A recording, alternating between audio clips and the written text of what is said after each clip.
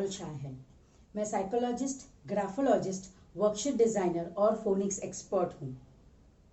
हमारे बच्चे करीब जब 1.5-2 साल के होने लगते हैं तब हम उन्हें बाल मंदिर या तो प्ले स्कूल या स्कूल जिसे कहते हैं उसमें हम उन्हें डालते हैं। इस उम्र में आते आते बच्चों की हाथ और पैर की मांसपेशियां पूरी तरह से विकसित हो चुकी होती है।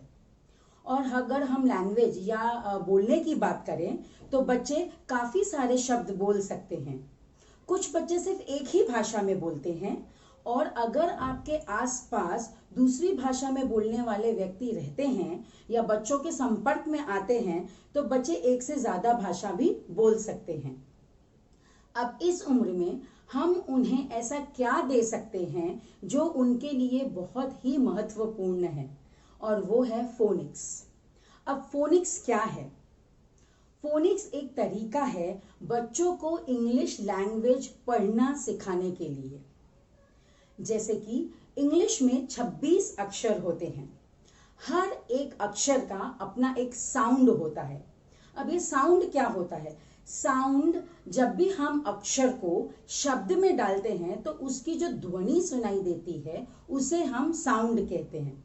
उदाहरण में मैं आपको समझाती हूँ। जैसे कि हम लेते हैं सब लेटर बी, अक्षर बी इंग्लिश का। जब हम कहते हैं बी फॉर बॉल, बॉल ब, तो हमें ब सुनाई देता है, साउंड बी का। तो बी का साउंड हुआ ब। इस तरह से सारे जितने 26 अक्षर है सबका एक पर्टिकुलर या एक स्पेसिफिक, एक निर्धारित साउंड है।